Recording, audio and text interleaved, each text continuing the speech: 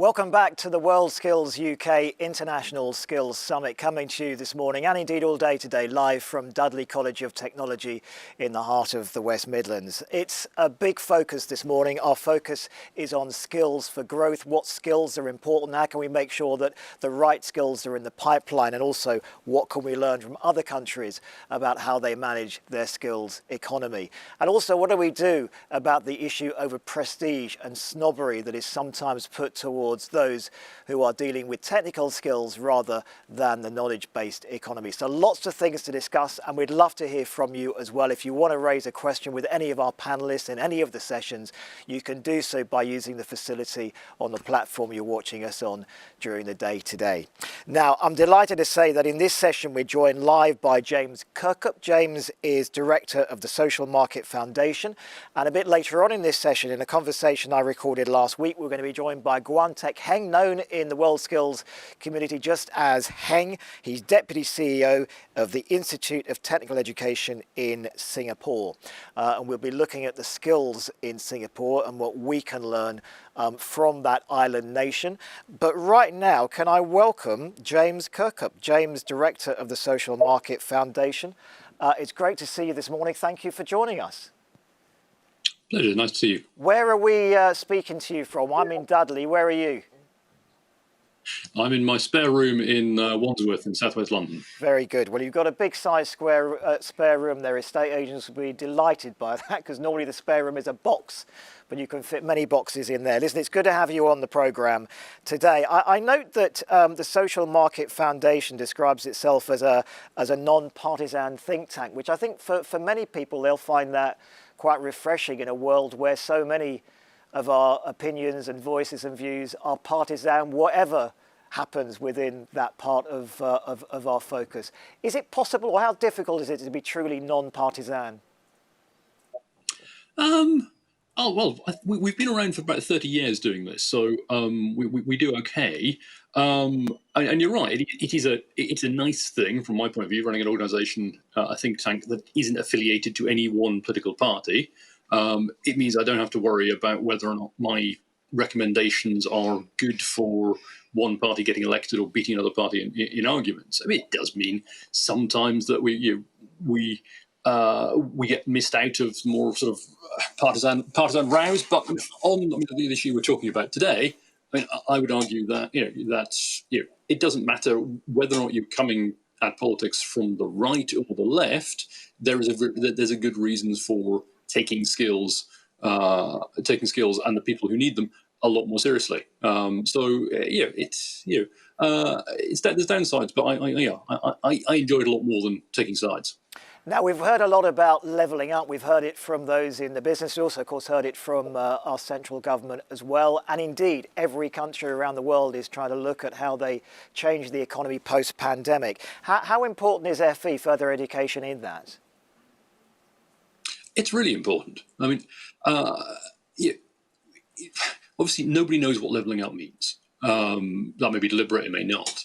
But if you go to the economic geographer's definition of it, it is about relative productivity levels across the UK, which are the ultimate driver of growth and wage levels. Why do we have parts of the country where productivity is low and therefore wages are low, and therefore we get essentially low wage, low skill occupations? A big reason is because a lot of the people in those places lack the lower, medium, and higher grade skills that are required to work more productively, more profitably, generate more growth and higher wages. So if you take that definition of levelling up, obviously there are lots of others, then fixing our skills problem is absolutely fundamental to delivering that better leveled up economy that I think politicians, again, on both sides, obviously want. Levelling up's a government phrase, but if you look at that aspiration of a more even economy where more people have higher wage, more satisfying employment across the country, I think everybody wants that, whatever label they happen to put on it. Can we talk a bit about the prestige of technical education? We've spoken about this morning in quite some depth, and the way we deal with the issue that is still there, the idea that there is a question over the perception of technical skills and how we can try and make sure that if you choose the technical education pathway for your career success, you're not seen as an also-ran, well, you couldn't do X, so you've chosen to do Y. Actually, the technical skills are vital, because without Y, you can't do X. Yeah, obviously, the phrase parity of esteem should probably be banned from this conversation because it's been used for 30 plus years and it's just become a cliche.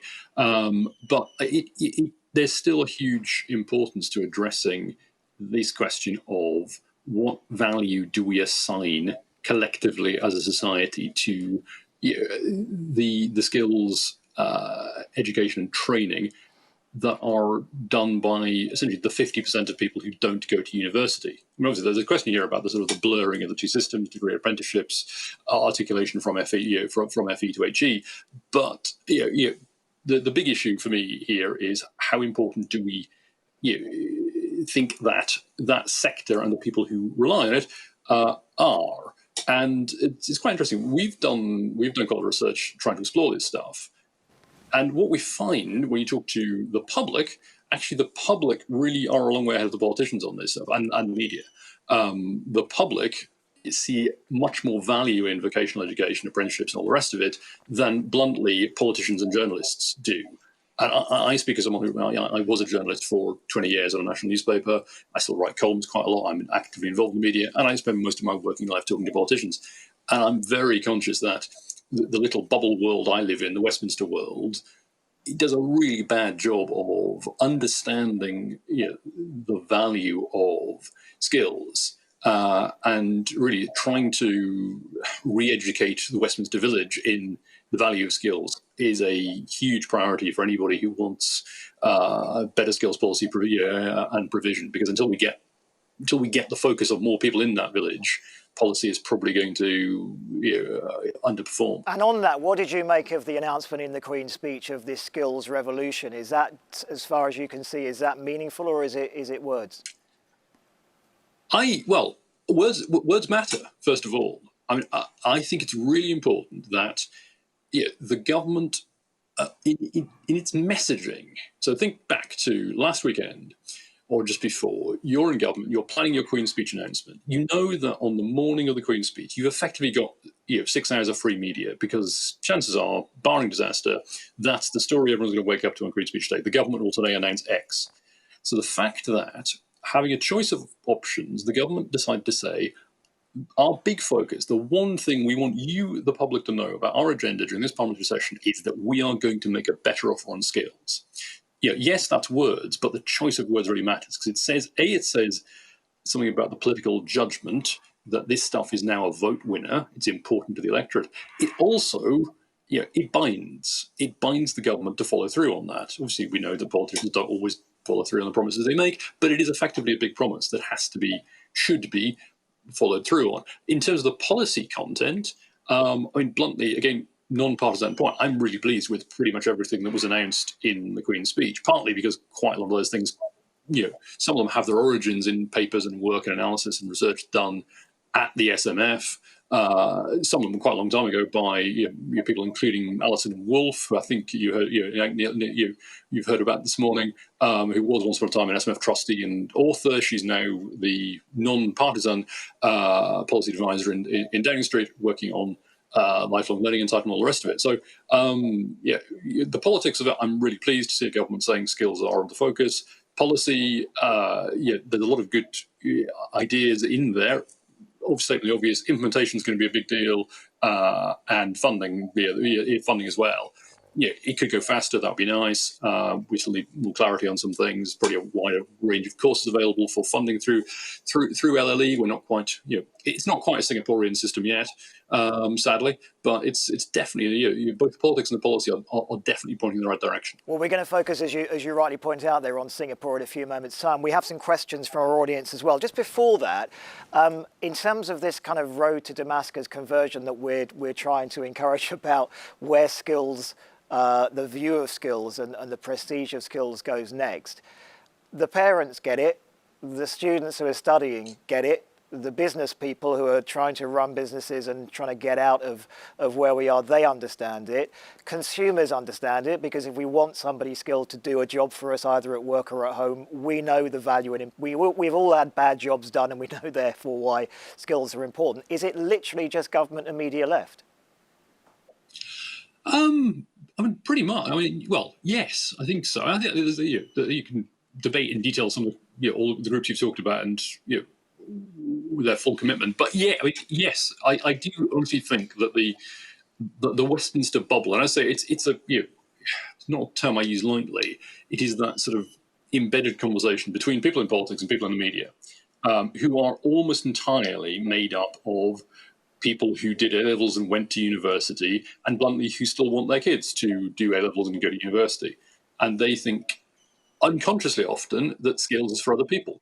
I mean, I always remember there's a great sort of going back a bit. Tony Blair always used to joke that he could announce the start of World War III in the middle of a speech about skills, and it wouldn't get reported.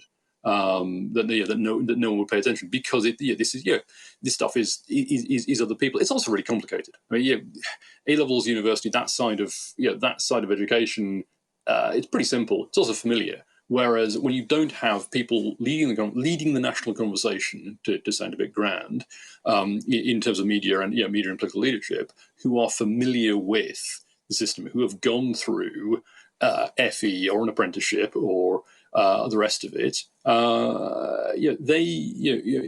it's quite a lot to get your head around. Frankly, and so it's not the easier thing to talk about. But they are 5,000 people, give or take, who ordinarily work in and around Westminster and Whitehall. They're the people whose sort of attitudes need to be adjusted on this. And if we just end on a question from our audience, and if you want to add your thoughts, please do so. You can do so using the facility on the panel that you're watching us on this morning. This is from Richard Griffin, who asked, what role does the government as an employer have in raising parity of esteem and support for FE? You mentioned FE just now, James. Government as employer. As an employer. I think obviously in theory it's they have some big levers to pull. In reality, government, there is no such thing as government as an employer, because you then things filter down into agencies and departments. So it's harder to simply say government must do something. And actually, bits of government, so civil service, the central civil service in Whitehall are doing a relatively good job with taking on apprenticeships, say. But what role could they could do more? I mean, there's not could you ever imagine a situation where the permanent secretary of a Whitehall department did not have a university degree? At the moment, that would be unthinkable.